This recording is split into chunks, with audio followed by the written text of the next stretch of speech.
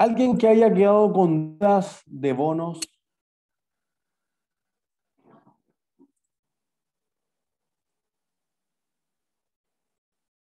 Profe, yo una cosita nomás, pequeña, sí. Profe, tiene mal internet igual por si acaso. Que en los bonos cero cupón al final uno sigue devengando los intereses, ¿cierto? Los bonos, sí, pues, obvio. ¿Mostramos eso o Al no? final hay, no, no, sí sé que se me había olvidado, entonces al final en el tema de la amortización se está registrando positiva en ese caso porque no estoy pagando cupón, o sea, negativa, perdón. Claro, como que se van capitalizando. En el fondo va creciendo tu deuda. Ya, perfecto, ya, gracias, que era para refrescar un poquito. Perfecto. Denme un segundo, voy a ir a buscar el cable LAN entonces porque si el internet está mal.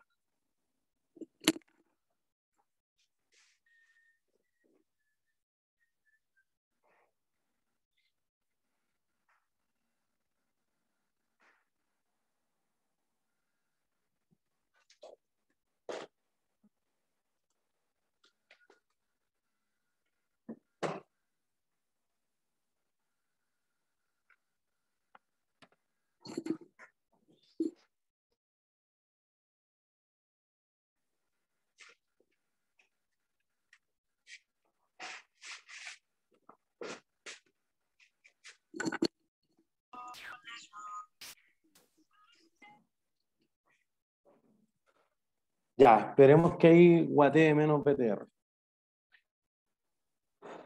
Entonces, ¿alguna otra pregunta de bonos? ¿No? Ya, excelente. Entonces, pasamos a acciones. Acuérdense que la lógica que nosotros hemos llevado en este curso, sobre todo, es primero análisis de los estados financieros, mirar muchos estados financieros, cómo influye esto en la operación de la empresa, sobre todo. Y fuimos una primera parte en qué activos tiene la empresa y hemos ido en esta parte de cómo lo financia, con leasing, con bonos, y ahora vamos a hablar de acciones o instrumentos de renta variable. Lo que conversábamos en bonos, que decíamos, cuando uno habla de los bonos, está hablando de instrumentos de renta fija, aunque la rentabilidad realmente no sea constante, pero es el concepto que se utiliza porque se conocen los pagos, los cupones. En cambio, en renta variable uno está hablando generalmente de acciones. Hay otros instrumentos de renta variable, pero generalmente de acciones. Entonces, si hay ciertos pagos que hacen las acciones a sus accionistas, valga la redundancia, estos no son conocidos. Porque, ¿qué pago hace las acciones a sus accionistas? Por un punto premio.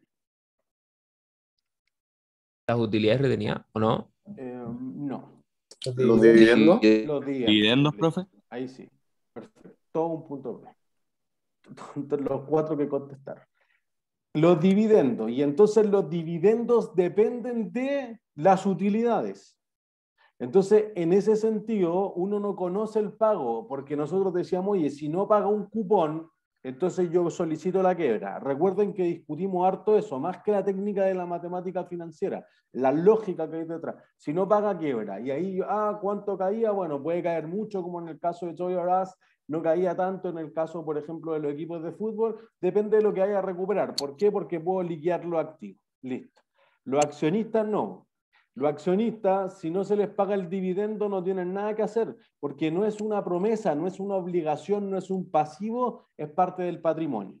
¿Entienden? Entonces, si piensan, hemos visto el balance, uno en introducción a la conta ve en el estado de situación financiera más bien los activos de corto plazo, inventario, activos biológicos, cuentas por cobrar, efectivo, equivalentes de efectivo, etcétera. Un poquito más abajo nosotros vemos acá propiedades, planta de equipo, propiedades de inversión, activos intangibles, e inclusive vamos a ver inversiones en otras sociedades.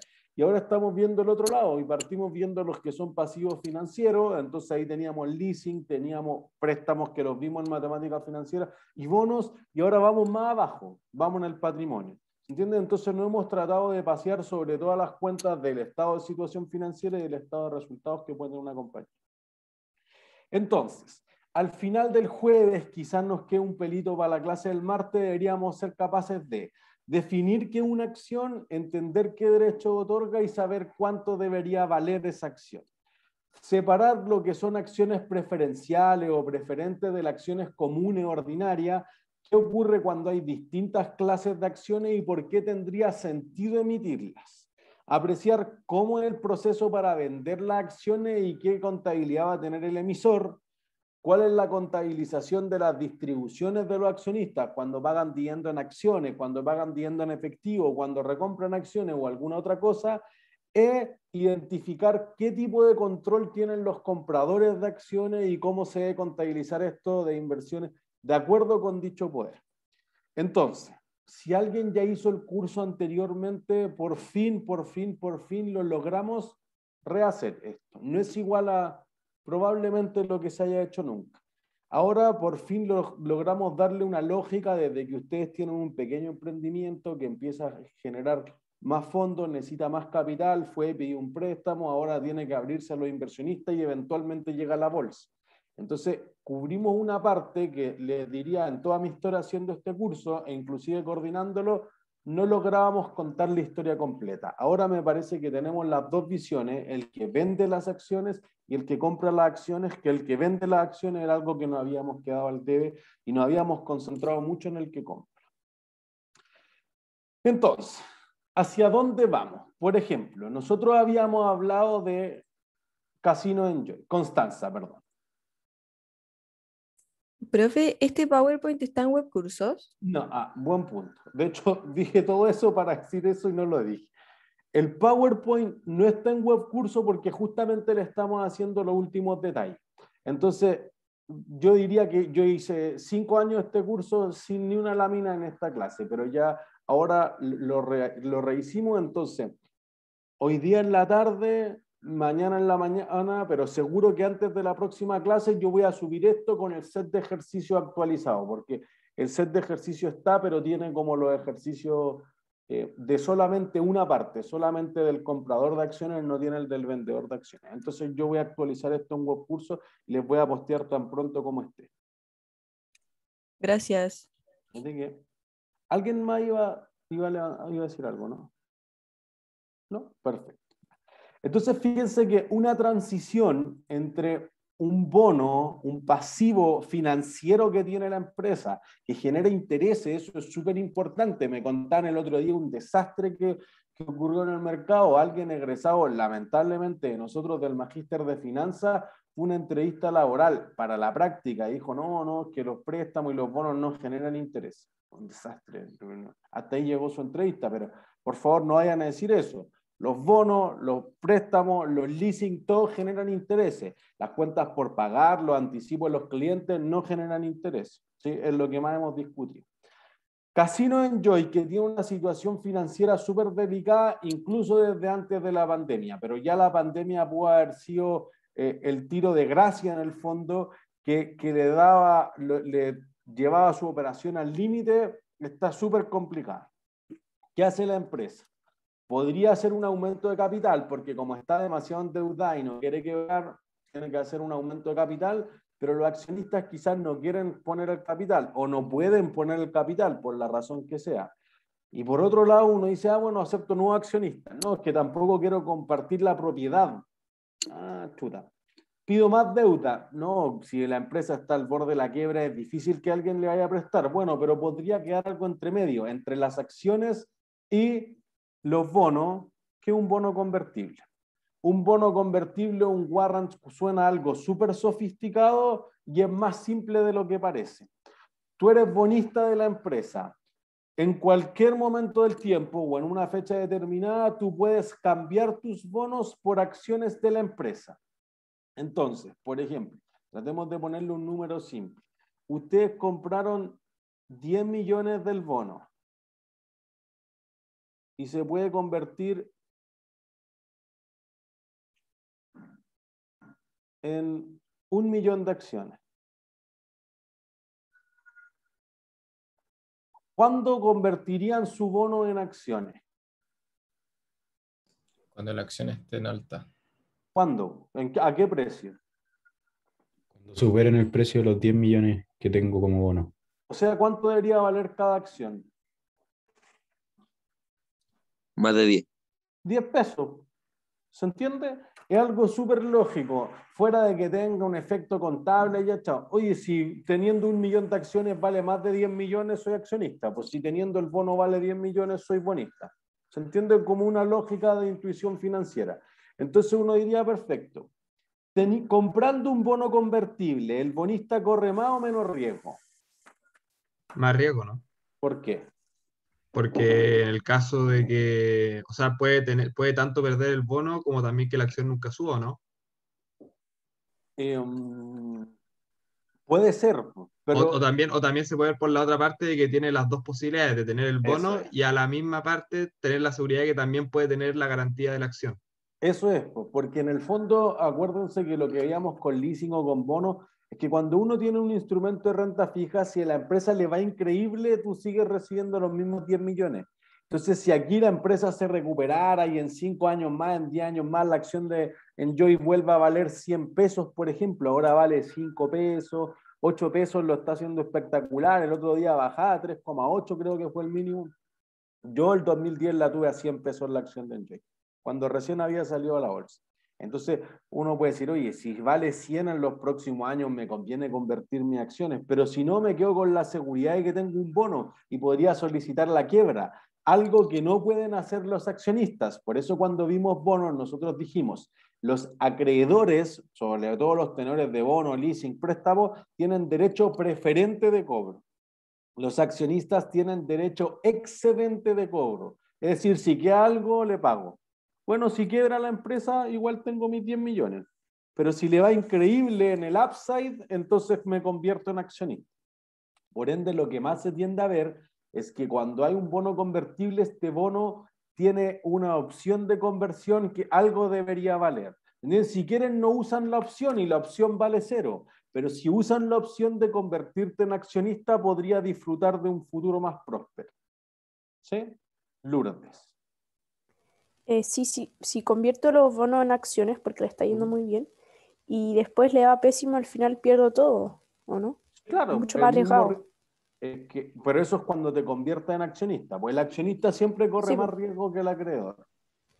ya, perfecto. Pero fíjense que podría generar algo para una empresa que está sumamente endeudada, por eso aquí la parte de análisis es súper importante. Digamos que la empresa tiene activos por 100, ¿ya? Y tiene deuda por 80, le pesa súper harto, y acá abajo tiene patrimonio por 20, ¿ya? Si en realidad yo digo, oye, los accionistas, bueno, los acreedores, perdón, se van a convertir en accionistas, sigo con los mismos 100, pero la deuda, canjeo la mitad, por ejemplo, entonces ahora queda con 40. ¿Con cuánto va a quedar de patrimonio?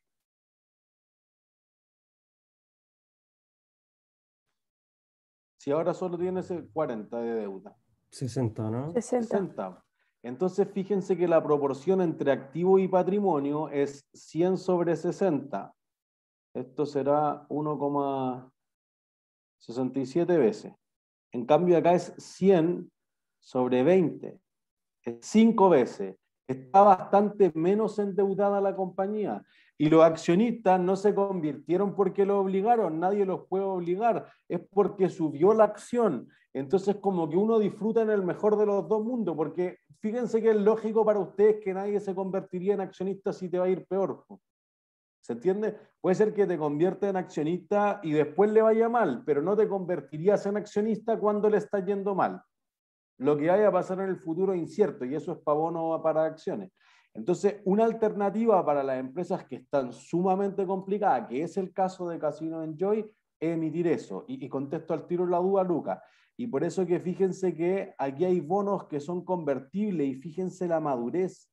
Son bonos a 100 años, no 100 años, pero 99 años.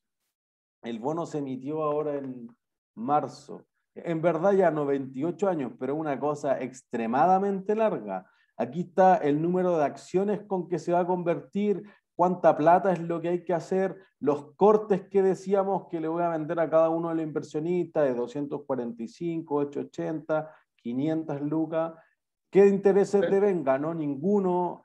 Todas las tasas, ahí está como todo el perfil de lo que podría ser, tanto el bono como la acción. Fíjense que es como un instrumento híbrido porque es una combinación de ambas. Lucas. Profe, que si es que uno pasa de ser bonista a accionista y después empieza a ver que la acción empieza a bajar, ¿puedo devolverme al bono o ya jodí, ya No, me tengo que quedar en la acción? mataste. Sí, no se puede volver. Mire, les diría que hay otros instrumentos que tienen como esas condiciones, pero creo que es algo sumamente sofisticado para este curso. Ya creo que justamente esto hace bien la transición y como le está pasando ahora a Casino Enjoy, parece ser algo razonable. Pero si hay acciones preferentes, por ejemplo, convertible en bonos, convertible en acciones comunes, es cierto, pero entender eso es muchísimo más complicado. Y sobre Gracias, todo profe. porque aquí, para nuestra parte, insisto que en Finanzas 1, en Finanzas 2, después podemos volver a discutir temas más sofisticados, aquí lo que decimos es que el bono es un pasivo, pero hay un pedacito, la opción que debe valer algo, que aunque tenga una probabilidad de ejercerse súper pequeña, que es un pedacito del patrimonio. Eso es solamente la semilla que queremos sembrar, nada más. Fernando. Que estos bonos me imagino que son emitidos por empresas que ya emitieron sus acciones previamente. Entonces, esas acciones que se le dan a los bonistas en cambio del bono son acciones que tienen posesión la empresa, ¿no? Porque no pueden emitir más. O pueden emitir más, pero Pueden bajarían emitir el más, precio. baja el precio, es cierto, eso pasa. Por eso que al momento de convertirlas bajan. Al momento de emitirlo no, porque en el fondo la empresa igual como que agarra vuelo, porque se salva. Hay gente que le inyecta plata igual a la empresa, que si hubiera sido un bono común y corriente no le hubieran puesto ficha en Enjoy, literal. Entonces, por eso fíjate que acá dice en cuánto se va a convertir. 2.416.000, 26 millones, 17 millones de nuevas acciones. Ya, entonces esas acciones se emiten, o sea, genera un efecto de baja de precio. No es que se preocupen mucho por eso. No ahora, porque como es un efecto súper inmediato, no les diría que todos los bonos convertibles se emiten en esta situación. Uber, por ejemplo, emitió bonos convertibles, pero en esta situación en particular como que te preocupa que sobreviva la empresa, te da lo mismo si después tengo que repartir una empresa que vale mucho más con más gente, bienvenido sea, ¿no? En lo inmediato quiero salvar el buque antes de que se hunda. Entonces, como de emergencia esto. Tal cual. Claro, porque la situación de Casino Enjoy es sumamente crítica. Al borde de la quiebra. ¿Sí? Agustín. Profe, tenía una duda de los que compran estos bonos, por ejemplo, ¿son fondos de inversión y cosas así? ¿O puede ser una Sí, persona cualquiera? no pueden ser personas naturales. Cuando nosotros hablamos del mercado de capitales, está compuesto por fondos de inversión, fondos de pensiones, compañías de seguros, fondos mutuos, bancos, pero también el inversionista retail. Y el retail seríamos todos nosotros. Es distinto, por ejemplo, a una categoría que se llama NIMS, no institucionales de montos significativos, que eso en el fondo son personas de alto patrimonio. Pero a menos que alguien de ustedes vaya a ir a comprar 50 millones de dólares de Casino Enjoy, los que compran 500 luquitas, 2 palos, 700 luquitas, que uno dirá, oye, es súper alta plata para mí, pero no para el tamaño de esto, ese es el inversionista retail, personas naturales como todos nosotros. Profe, otra cosa. ¿Qué significa en cortes de 245.000 pesos? La empresa vende 36.000 millones de pesos. Si solo se lo puede adjudicar una persona, le es imposible a la empresa que alguien lo compre. Entonces lo troza en cortes de 245.000. Entonces tú dices, ya yo llevo 10 cortes, otro lleva 800 cortes, otro lleva un corte, Perfecto. pero una cantidad más abordable. Pero no es que sea un bono distinto, sino que son todas las características que están descritas para la serie Q, pero para todo. Ya, vale. Rafael. Profe, ¿y qué define como la variación del precio de la acción, aparte de que si a la empresa le va bien o mal, como el precio de salida de la acción? Sí, ya vamos. O sea, pero miren, si ustedes compraran una acción, ¿qué podrían ganar? Que suba de precio o que lleguen a pagar los dividendos. Listo. O sea, la rentabilidad del accionista depende justamente de esas dos cosas. Del capital gain, que se llama a veces las ganancias de capital o el rendimiento del capital, algo que veíamos en los bonos, y del dividend yield, el rendimiento por los dividendos. Pues entonces, si la empresa no paga ni un dividendo como Amazon, pero crece estúpidamente en la bolsa, la acción vale más y tendría más probabilidad de convertir el bono. Si en realidad una súper buena pagadora de dividendos, así como Agua Andina o como Apple en estos momentos, entonces también la acción quizás vale mucho más. Nosotros nos vamos a quedar con la noción de que mientras más pague dividendos, más va a valer la acción en la bolsa. Ya. ¿Sí? Lourdes. Profesor, cuando la empresa tiene bono y la gente los quiere, o las personas que tienen esos bonos lo quieren pasar a acciones, ¿la empresa cómo lo contabiliza? Chan, chan, chan. Creo que supera este curso. O sea, por eso diría que aquí hay como un bono y una acción al mismo tiempo. Diría que una parte es bono pasivo financiero y la otra es acciones. Pues, ¿cómo se contabilizan las acciones? No sé, pues es lo que tenemos que hacer estas dos clases. Pero las Pero diría acciones que un son, pedacito es. Perdón. ¿pero las acciones son pasivos o son, No, las acciones son patrimonio. pero no para la empresa, hablo, no para una persona natural? Sí, para la empresa son parte del patrimonio. O sea, introducción a la contabilidad, cuando uno decía, oye, el dueño de la empresa aportó tanto capital, ya eso es la emisión de acciones. En el fondo la empresa le entra caja y se queda con el capital social, que es una cuenta de patrimonio, por millones de razones, pero digamos que la diferencia crucial es que el bono es muy probable que tenga un vencimiento, a menos que sea un bono perpetuo. Pero las acciones no tienen vencimiento. Y lo que decíamos al principio, en las acciones no hay un compromiso de pagarte. Tú cruzas los dedos y dices, oye, ojalá que me paguen. Bueno, capaz que nunca te paguen. ¿Entiendes? En cambio, en los bonos me tienen que pagar los cupones tal día, con tanto intereses, con tanto capital. Hay un esquema de pago en la tabla de desarrollo. En el caso de las acciones no hay eso. Yo cruzo los dedos y digo, ojalá algún día salve y me paguen.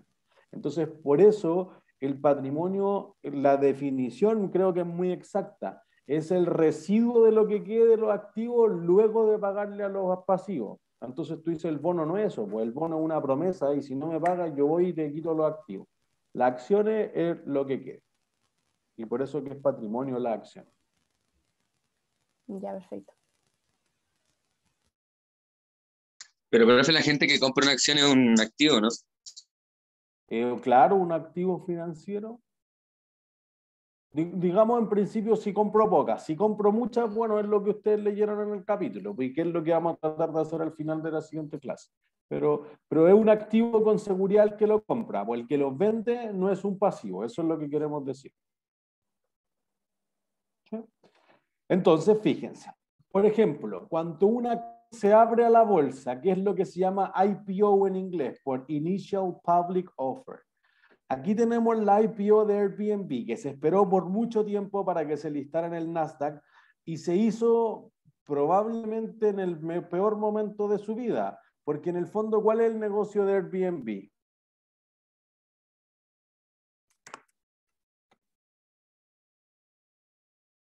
Poner anuncios que están de casa al arriendo. Eso. Y entonces eso depende súper harto de que la gente viaje. Y entonces la pandemia es justamente donde los viajes se han reducido significativamente. Entonces fíjense que la oferta inicial de Airbnb era por $155,5. Eso es al precio que se abrió acá. Uno diría, oye, si hubiera sido una situación normal, capaz que la vendo por 250 o por 300, etcétera, porque sus resultados ya venían súper golpeados. Y esto era finales de el 2020. Entonces, se abrió como el 5 de diciembre del 2020. Y entonces, fíjense que lo que empezó a hacer aquí, hay una línea celeste que es cuánto rentó Airbnb. En la línea naranja es cómo rentó el Nasdaq. El Nasdaq es la bolsa electrónica de Estados Unidos que generalmente tiende a agrupar acciones más del orden tecnológica, menos tradicionales, digamos, que el NYSE, la bolsa de Nueva York, que está aquí el Spider, que es justamente la línea verde que sigue eso. ¿Sí? Y el ARK Innovation es el que sigue justamente estas empresas de alto crecimiento. Y entonces fíjense que de esos 4 activos, ¿cuál fue el que tuvo el mejor retorno a 28 de enero? Perdón. ¿Cuál de los 4 es el que ha rentado más?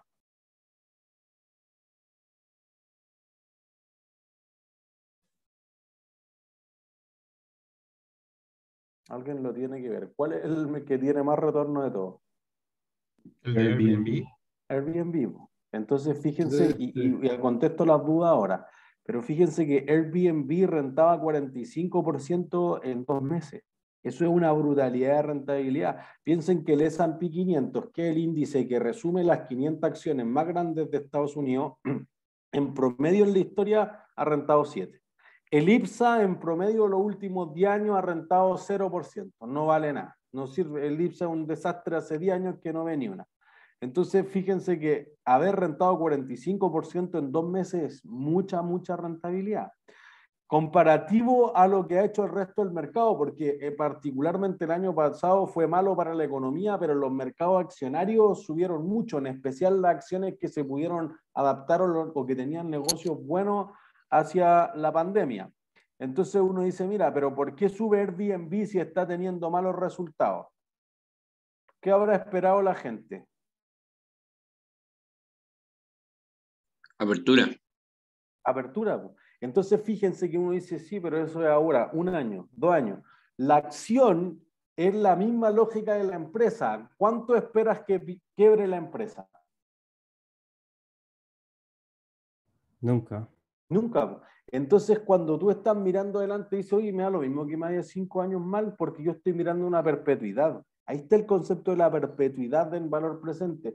Y yo espero recibir infinitos dividendos, así que si los dividendos bajan un poco el año 1 y el año 2, no es muy sensible al precio, pero yo espero que el repunte ya sea una cosa brutal. Por eso cuando aparecían las primeras vacunas, por ejemplo, en noviembre sobre todo, la de Pfizer BioNTech primero, después la de Moderna, etcétera, uno veía que la aerolínea, el día de anuncio de las vacunas, saltaban 20%. Lufthansa en Alemania, 22% al alza en un solo día. Entonces hicieron el año. Quizás no se habían recuperado de todo lo que le habían golpeado, pero es súper sensible a que pase eso. O Netflix, por ejemplo, hace muy poco, sorprendió que negativamente, que la gente que había contratado Netflix no era tal. E igual lo mismo Spotify. Spotify, que uno diría, oye, tuvo el mejor año de la historia, no. En utilidades son las mayores pérdidas que ha tenido en toda su vida. Y la acción se revienta. Lo mismo Spotify, oye, lo mismo Netflix, tú querías tener 100 millones extra de suscriptores y tuviste 99,9, 8% abajo la acción, en un día, lo cual es mucho para la acción. Entonces, son acciones que están súper sensibles o están muy a las expectativas de lo que pueda suceder, porque tú estás valorizando una serie de flujos de caja que están muy en el futuro, entonces son muy, muy, muy sensibles a que cambie un poquito lo que metemos en la ecuación, pues, la tasa de descuento o el flujo de caja. ¿Se entiende? Lucas, perdón, te había dejado en stand-by. No se preocupe. Profe, le quería preguntar si ese 155 es el valor de una sola acción. Una sola acción. Una sola acción. Ya. Ese es el precio que, antes de que salga la bolsa, yo contrato un banco de inversión, dice, debería valer esto y ese es el precio de oferta inicial, que después el primer día en la bolsa se trance a 200 o a 30 o a 88, lo que sea, no dice nada después, pues después sigue el camino de lo que crean los inversionistas, ¿no? Ya. ¿Y el 4 millones que estaba al lado, esos son la cantidad de acciones transadas o no? Sí, esos son el número de acciones que van a colocarse de la empresa. Originalmente, porque la empresa no se valoriza solamente por las acciones que se van a vender, sino por el total de acciones que tiene. Entonces, miren, les quiero mostrar los datos actuales, por eso dejé compartir. Vamos a ir a Yahoo Finanzas. Fíjense cómo iba ahí. Se abría 155, había rentado 450, perdón, 45%. Entonces, miren, voy a poner lo máximo que se vea el gráfico. Carga, ya está guateando. A ver, 6 meses. Ahí está, fíjense. Acá se abría los primeros días de diciembre a 144. Fíjense que el primer día de transacción cerró un poquito por abajo del 155, que era el de oferta inicial. ¿Cuánto vale la empresa? La empresa vale 88,45 billions, es decir, 88 mil millones de dólares. ¿Sí? Entonces aquí te dice, mira, ¿cuánto ha sido, por ejemplo, lo que se ha movido desde que existe? No te alcanza a dar 52 semanas, pero de los últimos 6 meses, digamos más o menos que se ha transado, Y entonces ahí te dice, lo más bajo fue 121, lo más alto fue 219. Se fijan que justamente el gráfico está construido como por acá. Y ahora la acción se hace peor. ¿Se entiende? Entonces, eso tiene una parte significativa de expectativa sobre el futuro. Pues entonces uno hubiera esperado, fíjense lo que pasaba en enero y febrero. El panorama era bien radical. En diciembre, sobre todo, antes de que volviera la cuarentena y que movieran los horarios del toque de queda, uno decía, oye, ya más o menos estamos, la vacuna, como que uno era mucho más positivo. Ahora los casos son mucho más y con todos vacunados, entonces como que es más extraño. Y fíjense lo que le pasa a los precios accionarios. Subió de 143 hasta 219, subió un 50% y después volvió al precio original. O sea, no está mucho más allá del precio de transacción del primer día o del valor de oferta inicial. ¿Se entiende? Entonces, fíjense, para que si la acción vale 143, la empresa valga estos 88.000 millones de dólares, tiene que haber una cantidad significativa de acciones. Tiene que haber, para ser exacto, 617 millones de acciones. ¿Cuántas se venden en la oferta pública inicial? Depende mucho. A veces se vende 5%, 10%, la mitad de la empresa, etc. Eso depende mucho de, sobre todo, y por eso vamos a hablar de clases de acciones, lo que los fundadores de la empresa estén dispuestos a sacrificar, porque en el fondo si yo vendo más del 50% de la empresa, ¿qué voy a perder? El control. Control. Y eso es lo que no quieren hacer. Pues, y a veces los inversionistas tampoco quieren tomar el control porque dicen, oye, los creativos de la empresa son ellos. Yo quiero invertir en un buen negocio, pero que lo sigan gestionando ellos. Entonces, si yo le quito el control, voy a intervenir en algo que ya es bueno. Entonces, prefiero no tener el control y los inversionistas tienden a tener participaciones bien minoritarias. Oye, en vez de invertir el 50% en Airbnb, mejor invierto el 5% en 10 empresas distintas. Y así, si se cae una, no es tanto problema. ¿Entiendes? Una idea más de diversificar el portafolio de inversiones que se tiene. ¿Sí? Entonces, un pequeño recordatorio de introducción a la contabilidad de las empresas que existen. Normalmente uno puede hablar de una limitada, donde los socios hacen un aporte inicial y queda inscrito ahí en lo que está dado, por ejemplo, en una notaría o está suscrito al capital social, pero solamente llega hasta eso. ¿Se entiende? No puedo embargarle lo que tengan en la casa, los autos, lo que sea el patrimonio de la familia, etcétera, solamente a la entidad. Y quizás la diferencia con una sociedad anónima que también tiene responsabilidad limitada o su equivalente en inglés por si acaso. Cuando uno mira Inc. o Incorporated, ese es el símil de una sociedad anónima en Chile. Cuando uno mira LLC, Limited Liabilities Companies, eso es el símil de responsabilidad limitada también, que es muy utilizado, por ejemplo, en Inglaterra. En México le ponen sociedad anónima de capital invariable, por ejemplo, SACI, o de capital variable, SADCB, cosas de ese tipo, pero en el fondo representan la misma esencia, no vayamos tanto a la nomenclatura. Oye, responsabilidad limitada, tú pusiste 1 millón, si la empresa pierde más de 1 millón, hasta ahí llegamos, quebró, fue bonito mientras duró. Cuando es una sociedad anónima, puede ser una sociedad anónima abierta o una sociedad anónima cerrada, pero lo que tú compras es acciones. No participas en el capital, sino que suscribes un número de acciones. Uno dice, oye, en esencia es lo mismo, se parece, pero tiene cosas, tiene variaciones que uno tiene que, por ejemplo, hacer sesiones de directorio, guardar los actas. Los accionistas deben estar representados en el directorio de acuerdo al poder de voto, etcétera, ciertas cosas. ¿Se entiende? Cuando las sociedades anónimas son abiertas, significa que cotizan en la bolsa. ¿Por qué razón? Por ejemplo, porque tienen más de 50 accionistas, porque su propiedad está distribuida entre muchos accionistas que tienen una propiedad muy baja y por cualquier otra razón. Por ejemplo, las AFP están obligadas a cotizarse en bolsa y así sucesivamente. Entonces, esas tienen que emitir estados financieros públicos, tienen que cumplir con la regulación de la CMF, de la Comisión del Mercado Financiero o la Security and Exchange Commission en el caso de Estados Unidos, tienen que estar bajo IFRS, no puede estar emitidos bajo cualquier cosa. En cambio, las empresas privadas, que podría ser una sociedad anónima cerrada, no está obligada a cumplir esos parámetros. Puede acogerse voluntariamente, pero no está obligada a. ¿se entiende? Entonces, normalmente uno en la sociedad anónima dice, mira, ¿cuántas acciones tiene la empresa? ¿Qué dijimos? 617 millones para Airbnb. Entonces decimos, oye, yo tengo 90 millones. Ah, ya, tú tienes una participación del 15% en Airbnb. Ah, ya, otro tiene el 18%, etc. Entonces se ve más bien como un porcentaje. Las decisiones no tienen que tomarse unánimemente como en el caso de la responsabilidad limitada. ¿Sí? Quizás sobre todo para emprendimientos, los que tengan su empresa, etcétera, está la EIRL, eso uno no ve en Introducción a la Contabilidad, Empresa Individual de Responsabilidad Limitada. Es para que el negocio sea una empresa, aunque tú seas el único accionista, pero no seas tú como persona y no te vengan a embargar cosas, ¿sí? Y ahí está el concepto de responsabilidad limitada, EI, Empresa Individual de Responsabilidad Limitada, RL. En otros casos, y les diría que es lo que más se está utilizando ahora a distintos tamaños, pequeñas y grandes empresas, es SPA, Sociedad por Acciones. Es mucho más fácil de administrar, no tiene que cumplir con tantas cosas de ir a la notaría, de tener un escrito de cada junta de accionistas, de tener la acta, etcétera, que son cosas como molestas que pueden interferir en el día a día de la empresa. ¿Sí?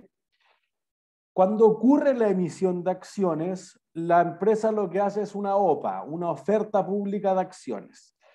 El mismo precio debo ofrecerlo a todos. Igual que las leyes Zamudio, digamos, de discriminación, aquí tú no puedes decir, oye, el que compra más acciones yo le ofrezco un precio más barato que el que compra menos. No, la ley dice que el precio tiene que ser igual para todos. Por eso normalmente lo que se hace es un remate. Tú dices, oye, mira, se van a vender por X. Si quieren, tómenlo, si quieren, no tómenlo, pero se va a vender por X. Si tú después quieres, los que no se vendan, las vendo todas, sí, hay que tomarlas todas al mismo precio. Entonces, aunque tú ofertes algo distinto, después el precio al que realmente se va a liquidar la transacción es exactamente el mismo para todos, y eso quedó patente después de haber cambiado la ley del mercado de valor en Chile, porque antes no era así. El caso Chispa a finales de los años 90 fue muy grave en eso, que yo empecé a vender la empresa a poco, entonces le vendí un precio al principio, como engancharon, le vendí después a otro precio y a otro precio y otro precio, y después el precio final de transacción fue notablemente distinto al precio al principio. Entonces, obviamente, a algunos accionistas les fue mejor y a otros peor, y eso obviamente genera una discriminación negativa en el sentido de los mercados financieros. ¿Sí? Cuando la empresa vende estas acciones, hace lo mismo que en un bono. Oye, tengo que hacer un roadshow, tengo que contratar un banco de inversión, tengo que abrir un libro de órdenes, tengo que convencer a la gente que compre las acciones. Entonces, Enjoy sale a vender sus bonos convertibles, Latam Airlines sale a vender acciones, y así sucesivamente las empresas salen a tener que convencer a los inversionistas de que por alguna razón deberían comprar esta acción. ¿Sí? Entonces, esta oferta pública de acciones puede ocurrir en cualquier momento del tiempo. Cuando es la inicial, es lo que decíamos recién, la IPO, lo que mostrábamos con Airbnb. Tú tienes que es por primera vez que se vende, por lo tanto es lo mismo que en el bono llamábamos mercado primario, es de la empresa a las personas o a las otras empresas, pero del emisor de los títulos a los tenedores. Después la acción se puede transar entre cualquiera. Después lo que llamamos el mercado secundario, ahí no hay ningún cambio. Cuando tú ya habías hecho tu oferta pública de acciones, pero quieres hacer un aumento de capital, es lo que regularmente se llama una SEO, una Seasoned Equity Offer. Y el Seasoned Equity Offer normalmente es que tú vas a decir, oye, mira, tenemos 10 millones de acciones, pero tenemos tal proyecto, hay que construir tal cosa, etcétera, entonces vamos a aumentar en 20% esto, entonces vamos a emitir 2 millones de acciones más. Y eso es lo que se conoce regularmente como SEO o Seasoned Equity Offer. Martín. Pero, profe, cuando uno hace eso, cada vez está perdiendo más de la empresa, ¿no? Bueno, hacia allá voy, porque lo que uno quiere es no perderlo. Entonces hay un trade-off en que quiero hacer más proyectos, pero no tengo capital para hacer los proyectos. Endeúdate, sí, pero eso tiene un límite. Hacia allá vamos con eso. Raimundo, perdón. ¿Esta OSA funciona igual que otra acción? O sea, ¿la puedo comprar y vender igual que todas las que hemos hablado anteriormente? Ya vamos hacia allá, vamos hacia allá. O sea, en el proceso que hago es la OPA. Y en la OPA primero se ofrece una opción de suscripción preferente, que justamente es eso. Entonces uno va a decir, mira, ustedes estaban en la empresa antes que yo, por lo tanto, si nosotros teníamos 10 millones de acciones y ustedes tenían 50-50 cada uno, y ahora vamos a ofrecer 2 millones de acciones, ustedes por la ley tienen la opción de suscribir antes. Entonces vamos a vender 2 millones de acciones a 100 pesos, pero ustedes van a decir, la pueden comprar por 90. Normalmente hay un descuento, que es un descuento del orden del 7%, más o menos 8%. Entonces tú dices, mira, para que ustedes no pierdan la participación en la empresa, la propiedad, no se diluya su propiedad, no haya este efecto de dilución, ustedes pueden comprarla por 92. Y alguien dice, no, no tengo plata. Ya no tienen plata, listo. Entonces el primer paso es ofrecer esa OSA. Como la OSA te da derecho a comprar una acción que después se va a vender en 100 por 92, la opción al menos vale esa diferencia, esos 8 pesos, por ejemplo. Entonces, si tú no quieres utilizar esa opción, tú puedes ir y vender las OSAs en la bolsa. Es un título financiero como cualquier otro. Es más complejo, un derivado, pero tú dices, no quiero ocupar esta opción y las vendo y chao, y me quedo con los 8 pesos. Si en realidad tú la ejerces, tú dices, ya, pues yo tenía la mitad de la empresa antes, entonces ahora puedo comprar la mitad de los 2 millones de acciones, 1 millón de acciones, a un precio preferente. Entonces, en una primera etapa, tú vendes las acciones a los accionistas actuales. Luego de eso, entonces, tú dices, ya, durante esta ronda, las órdenes fueron por 1.600.000 acciones.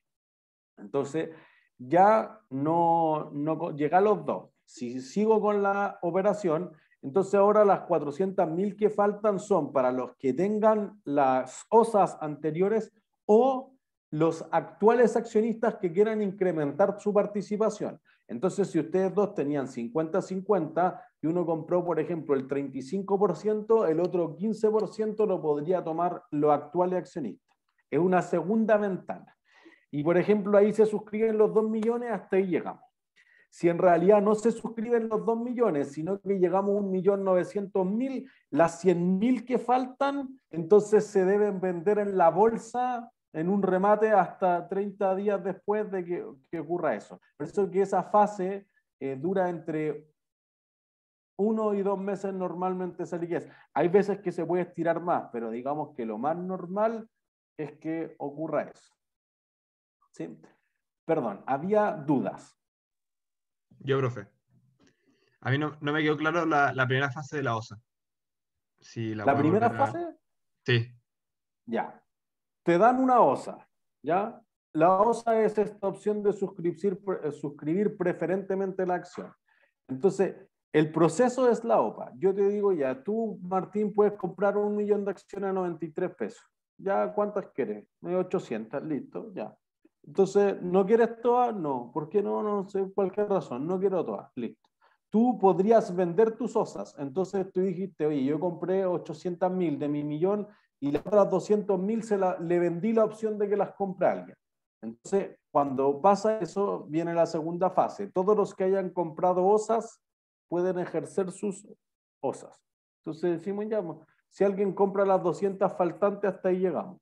Pero si alguien no compra las 200 faltantes, sino que compra 120, porque el precio de la acción en este tiempo bajó, como veíamos. Oye, si tú me vendiste la opción de comprar acciones de Airbnb a 200 y en el mercado vale 142, nadie quiere comprarla.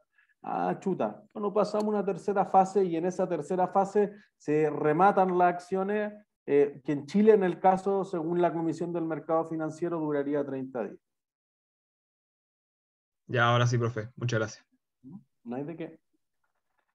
Entonces, cuando yo contrato al agente asesor, el agente asesor puede ser best effort o firm commitment. El best effort es que te dice, mira, yo voy a hacer mi mejor esfuerzo literal en valorizarte la acción, entonces vale 155 en el caso de Airbnb. Pero si no las vendo a 155, mataste. Ah, ya. Bueno, por eso te voy a cobrar un 1% de todo lo que recaudemos. Listo. En cambio, tú dices, oye, ¿qué pasa si en vez de 155 las vendemos por 143 o por 100 o por 88 o no se logran vender todas las acciones? Menos es un riesgo que alguien quiera asumir.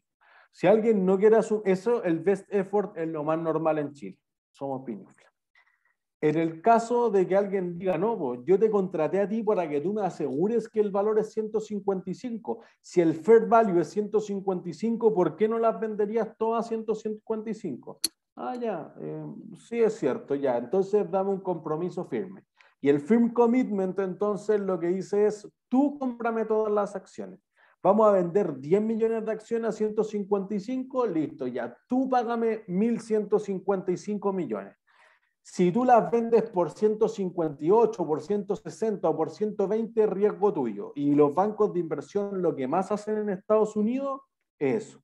Entonces tú dices, oye, sí, pero para correr ese riesgo te va a cobrar el 2 o el 3% de comisión. Sí, pero las empresas prefieren que le aseguren el precio a que el precio de colocación pueda diferir de. ¿Entiendes? Entonces eso hace una diferencia cuando las empresas están tratando de ver cómo le voy a pagar a la gente asesor y a qué lo voy a forzar en el fondo. Y, perdón, que le está haciendo un ajuste, dado que estamos la primera vez de esta lámina. ¿Sí? ¿Se entiende? Entonces, en Chile lo más normal es que tú contrates a, invento, la Raíz Vial, al BCI, a BTG Pactual, a algún banco de inversión y haga su mejor esfuerzo. En Estados Unidos tú vas, contratas a JP Morgan o a Goldman Sachs y ellos te aseguran que el precio va a ser eso. Y si se consigue algo distinto, ellos pagan la diferencia. ¿Sí? Cuando hago la oferta pública inicial, la IPO, o cuando lo hago después de la primera vez, está la SEO que yo les decía por Seasoned Equity Offer. ¿Sí? Entonces, la práctica dice esto. Si ustedes saben que la acción vale 155, ¿por cuánto la ofrecerían? ¿La ofrecerían por 155?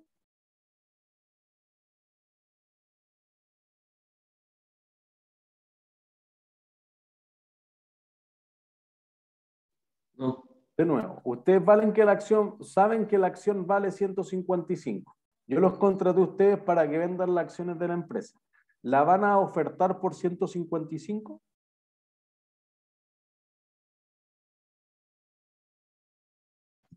Un poquito más caro, yo creo. Ya. A mí me toca comprar las acciones. Yo sé que vale 155 y ustedes me la tratan de vender por 190. ¿Se las voy a No la van a comprar? comprar. No, hay Eso que es ser todo. menos de 155. Tal cual, eso es, Agustín. Porque en el fondo, si no, ustedes como agentes asesores van a hacer el ridículo. Van a decir, oye, mira, salí a vender las acciones mucho más caro. Oye, si todos sabemos más o menos cuánto vale, pues hay matices, pero oye, todos sabemos que está en torno a 155. Si tú me la tratáis de vender por 190, no compro nada. Eso se generaliza en el mercado y tú haces el ridículo porque no conseguiste vender las acciones. Sales súper mal parado como agente asesor. Entonces, lo que normalmente se hace es tener un poco de underpricing. En vez de 155 te la vendo a 148. Ah, me gano esos 7. Sí. ¿Por qué? Porque llegaste antes. Entonces, por eso que después en la bolsa, Airbnb yo lo puse como un caso excepcional, pero los primeros días tiende a subir mucho porque como todos la compraron a 148, 145 y sé que el precio razonable es 155, todos salen a comprar más. ¿Se entiende? En cambio, ocurre lo contrario cuando no es la oferta pública inicial, sino que es un aumento de capital posterior, porque en el fondo ya alguien lo planteaba. Si yo vendo más acciones, ¿por qué vendo más acciones?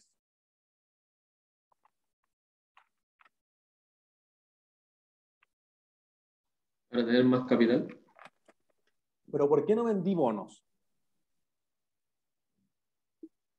Para endeudarse. ¿Pero por qué no se quieren endeudar? Porque a la Que larga no pueden la- endeudarse más, salvar la hay un empresa. límite. Ah, ven como que eso te envía una señal, oye, la empresa está al tope del endeudamiento. No sé si quiero entrar a esa empresa. Como te envía esa señal, ¿qué le debería pasar a la acción? bajar. Bajar. Bajar, pues. Hay al menos 3 razones. Esa una, la señal que te envía. Segundo, lo que ustedes me planteaban. Ustedes dijeron, oye, se va a diluir la propiedad, pues entonces ahora como que hay que juntarse con gente que no te cae tan bien, baja. La dilución que se produce que el precio sea más bajo de cada una de las acciones. Pero hay una tercera. En realidad, regla de oro de un ingeniero comercial. Ustedes quieren comprar barato y vender Claro. Claro. caro. Si tú me estás vendiendo acciones, entonces yo supongo que me las estás vendiendo cara. Como me las estás vendiendo cara, entonces trato de comprarla más barato que el precio que tú me ofreces. ¿Se entiende? Es como uno lee el mercado de las acciones, más allá de la contabilidad todavía. Primero piensan en el proceso. Entonces tú partiste siendo una pequeña empresa que le pusiste 500 lucas, hiciste crecer. Va a un venture capital, una ronda de capital, etcétera, capital semillo, ya reventaste las líneas de los bancos y de repente te toca abrirte a la bolsa. ¿Se entiende? Entonces, no sé qué. Ahí está. ¿Se entiende? Entonces, ahí lo que uno va a decir fundamentalmente es que vas pasando por capas. Por eso que a veces se habla, por ejemplo, corner shop, oye, va pasando por rondas de capital, o las empresas antes de salir a la bolsa tratan justamente de ir teniendo unas valorizaciones privadas, etc. Y ahí yo les puse dos ejemplos. Y, bueno, acabamos de mostrar lo que ocurre con Airbnb, pero por ejemplo, Coinbase Pro, también lo pueden revisar después si quieren. Exchange de criptomonedas, el más grande de Estados Unidos, el tercero más grande del mundo. Se abrió la bolsa 75.000 millones de dólares. Obviamente, como era la primera vez que una empresa que se dedica a las criptomonedas se abría en un mercado financiero tradicional, no cripto, entonces generó mucho revuelo. Y al principio la acción subió mucho. Y después entonces empezó el problema de las criptos en los últimos un mes y medio, por ejemplo, y empezó a bajar. Y más o menos eso lleva en la bolsa Coinbase. Entonces, podrían ser efectos distintos los que se producen. Ahí yo quise poner como algún ejemplo actual. ¿Sí? Acciones preferentes. Una acción preferente literal es como dice, tiene una preferencia de pago. Entonces tú tienes una jerarquía. Tienes los trabajadores, tienes los proveedores, tienes los bancos, tienes los bonistas. Y luego si voy al patrimonio, tengo las acciones preferentes, se cobran antes que el resto de las acciones y tengo las acciones ordinarias o comunes. Normalmente las acciones preferentes tienen un dividendo prometido, por ende se parece o es súper parecido a los bonos. Entonces algunas veces, sobre todo bajo IFRS y la normativa tributaria en Estados Unidos, ha considerado que las acciones preferentes más bien no son patrimonio, sino que son un pasivo que tiene la compañía porque está comprometido. A diferencia de las acciones, no puede votar en la junta accionista. Entonces tú dices, ya, yo sé que si hay dividendos, para ti van a ser dividendos de 6 por acción, no más, no menos. En cambio, el del accionista común no sé cuánto, habrá que hacer un estimado, pero es lo que quede de las utilidades. Entonces el accionista común corre más riesgo, está más atrás en la fila de pago, pero tiene la ventaja de que toma las decisiones. Yo voy a la junta accionista, yo elijo a los directores, digo que la planta sea de 3 pisos, sea azul, sea verde, que nos endeudemos, que no se pague dividendo, que invirtamos en tal región, que abramos tal producto. Los accionistas preferentes no. Las acciones preferentes son súper típicas en los startups. Entonces, si alguien tiene un emprendimiento, se quiere dedicar a eso, le va a tocar encontrarse mucho con acciones preferentes. Y ahí todas las cosas raras que hablábamos es donde se da. Hoy acciones preferentes redimibles, convertibles en acciones comunes, en bonos que tienen exit option, todo lo que se le ocurra en el mundo de los startups va ahí. Entonces, los emprendedores les va a tocar enfrentarse mucho con las acciones preferentes. Para las grandes empresas, en Chile sobre todo, es súper poco común las acciones preferentes, pero en Estados Unidos es muy bien regular las acciones preferentes. ¿Sí? Entonces, algunas veces las acciones tienen clases. Clase A, clase B y clase C, por ejemplo, en el caso de Google. Entonces, ¿qué diferencia una acción clase A de una acción clase B? Ejemplo, Berkshire Hathaway. Berkshire Hathaway es la empresa o el holding de inversiones de Warren Buffett, probablemente el mejor inversionista de toda la historia. Las acciones de Berkshire Hathaway A tienen un valor que es algo así como $450.000. Cada acción de serie A siempre puede ser convertido en una acción de serie B. Entonces tú dices, oye, mira, si las acciones de serie B valen $300 y las acciones de clase A valen 450, yo convierto y quedo igual. Ah, ya, entonces por eso que la proporción entre las acciones de serie B Y las de serie A, más o menos siempre una razón de 1.500 veces. Lo que pasa es que no es claro que alguien pueda comprar una acción que vale $450.000. Por eso que la original era la A, pero en algún momento en los años 90 los inversionistas le dijeron, oye, que valga $450.000 o lo que valiera ahí, $60.000, nos dificulta notablemente poder comprar esa acción. Es ilíquida porque nadie puede acceder a pagar esa cantidad tan brutal. Ah, ya, pues, emitamos una serie B, recibe los mismos dividendos, etcétera y todo, pero y si ustedes tenían una A, conviértanla en B, pues. Pero no de vuelta. Si yo tengo 1.500 B, no me puedo convertir en una A. ¿Sí? Y entonces Warren Buffett, fundador, y su socio Charlie Munger, que son los mayores accionistas de Berkshire Hathaway, retuvieron la A y dijeron, mira, las acciones de serie A tienen derecho a 10.000 votos. En cambio, las acciones de B tienen derecho a un voto. Por ende, si tú convirtieras una acción de serie A en una acción de serie B, tendrías 1.500 votos. En 1.500 acciones de serie B, tendrías 1.500 votos. Si tú tienes la A, tiene 10.000 votos. Entonces, por eso se hablan de acciones que tienen supervotos. ¿Entiendes? La serie A vale un poquitín más porque tiene estos 8.500 votos extra. Si es que eso vale algo. Si tú dices, oye, no, pues que a mí me da lo mismo cuántos votos tenga, yo le hago caso en toda Warren Buffett, chao, no vale nada extra.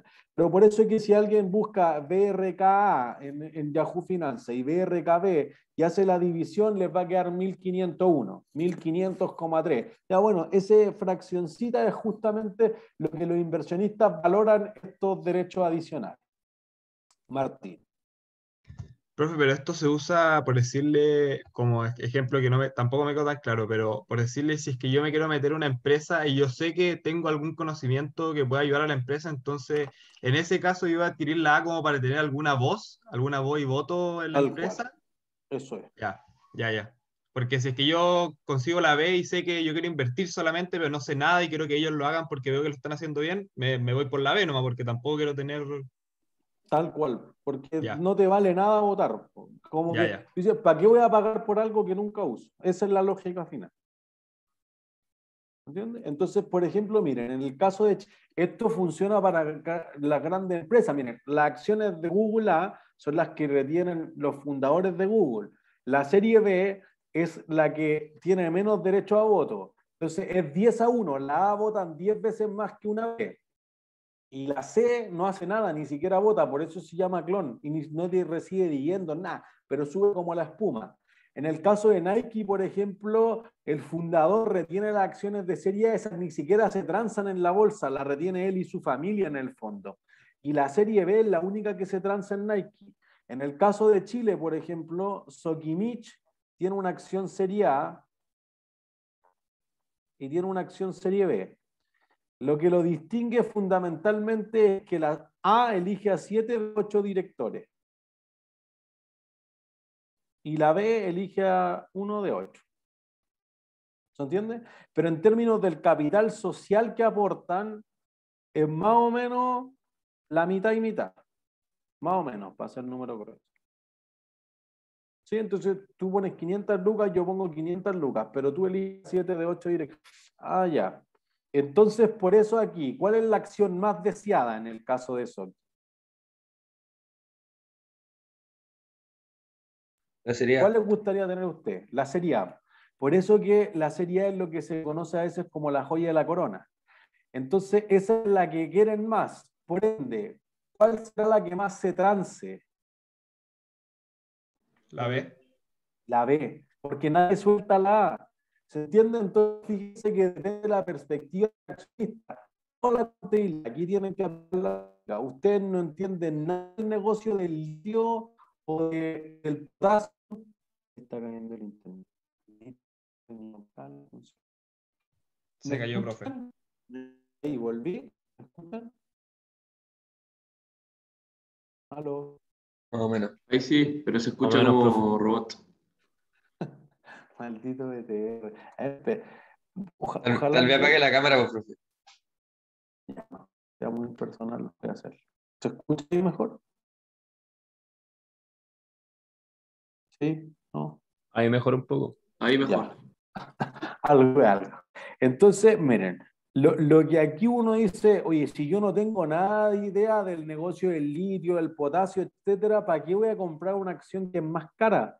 Que además me es más difícil de vender, porque ustedes dicen, oye, mira, la acción subió, a Sogui le fue muy bien el año pasado y este año subió 50%, vendo. Ah, pero es que si tienes la A, es difícil de vender porque tiene ciertas características y como que no se transa mucho. Ah, ya. Si yo lo hubiera comprado privadamente, por ejemplo, entonces no tengo cómo venderlo en la bolsa. Entonces, en ese sentido, la B que se transa todos los días, hay un precio que es mucho más claro, tú prefieres ser de la serie B.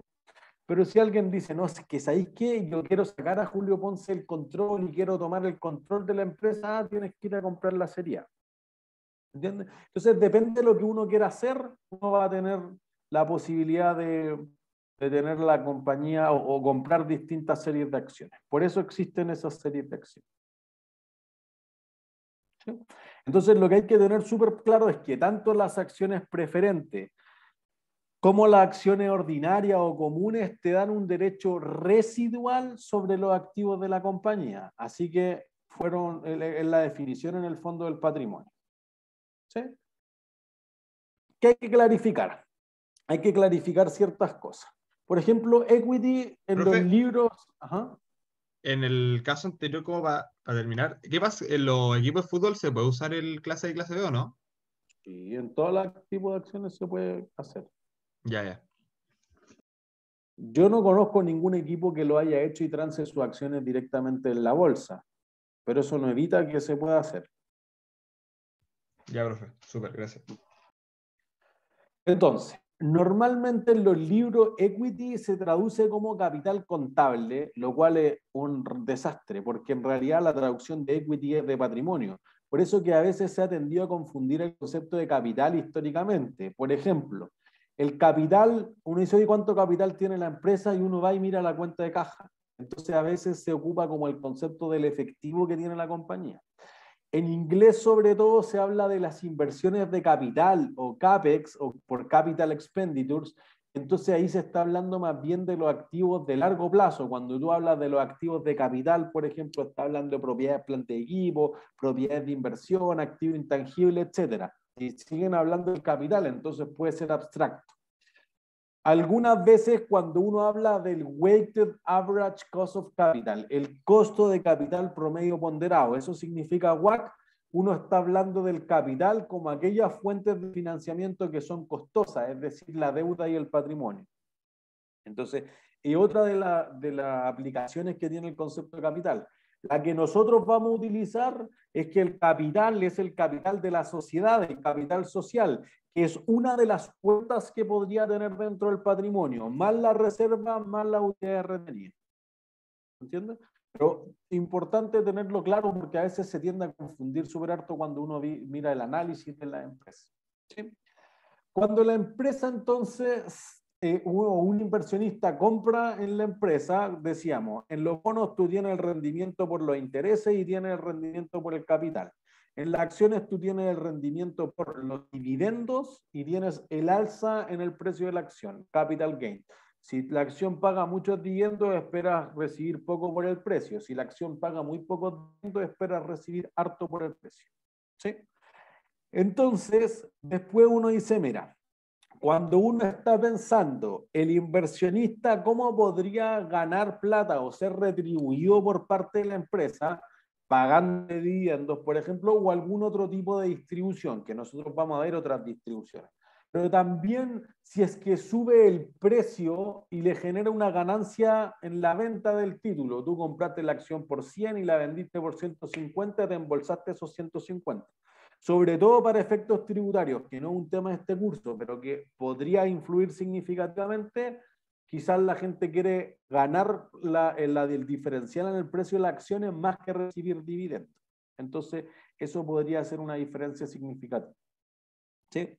Entonces, vamos a decir esto. Vamos a decir, mira, el precio de la acción hoy es eso.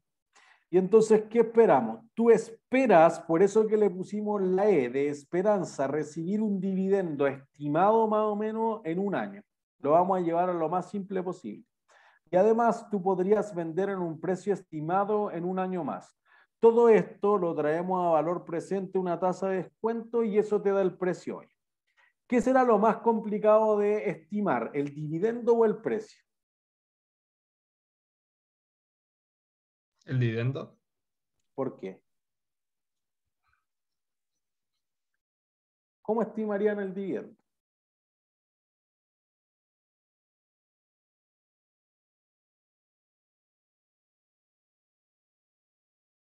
¿A alguien se le ocurre cómo estimar cuántos dividendos va a pagar la empresa? Por el periodo, ¿no? Los periodos. ¿Pero cómo? Viendo su utilidad y Ya, sacando con la un utilidad. porcentaje de la utilidad. Es súper fácil, Listo. según yo. Eso es. O sea, no sé si es tan fácil, creo que ahí está la magia de los accionistas, pero no es tan complejo como parece. Digo, oye, la empresa el 2020 ganó 1.000 millones. De eso ha repartido históricamente la mitad como dividendo. Entonces, ¿cuánto espero que gane este año? 1.020, ya, y de eso va a repartir la mitad. Es más fácil que estimar el precio. Oye, ¿cuánto va a valer el precio de la acción de Airbnb al final del año? No tengo idea. ¿Se entiende?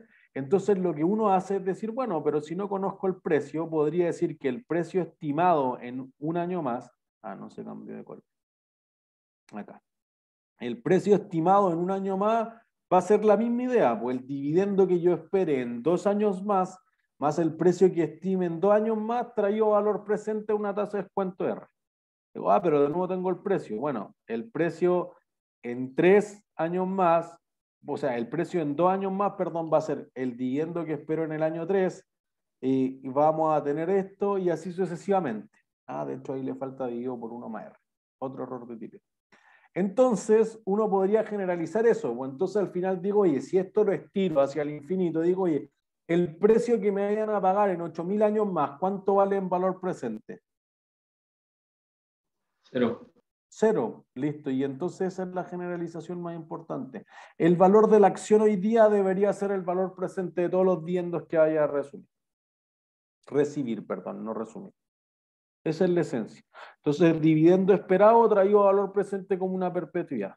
Bien simple. Me parece que además en términos de una evaluación eso debería ser lo que les sea súper fácil de calcular. Oye, hay tantas utilidades, tantas se reparte, hay tantas acciones y esta es la tasa de descuento. Listo, una perpetuidad.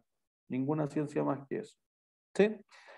Si los dividendos crecen, entonces podría haber una diferencia, pero nosotros no vamos a simplificar eso. ¿Sí? Nosotros vamos a suponer, por ejemplo, que no hay un G y entonces nos va a quedar la fórmula más tradicional, digamos, de los dividendos que espere recibir. Fíjense que yo le puse la E para las acciones comunes porque no sé cuánto es, entonces tengo que calcular un valor esperado. Cuando tú conoces la acción preferente, entonces le quité la esperanza como si alguien fuera como más maniático de la estadística o de algo así, para que fueran los dividendos conocidos. ¿Sí? ¿Dudas? ¿No? ¿Todas y todos claros? ¿Sí? Perfecto. Ha sido todo por hoy entonces. Que estén súper bien. Chao, chao. Chao, Chao, profe, profe. gracias. Chao, profe. Sí. Chao, que estén bien. Profe. Profe. Profesor.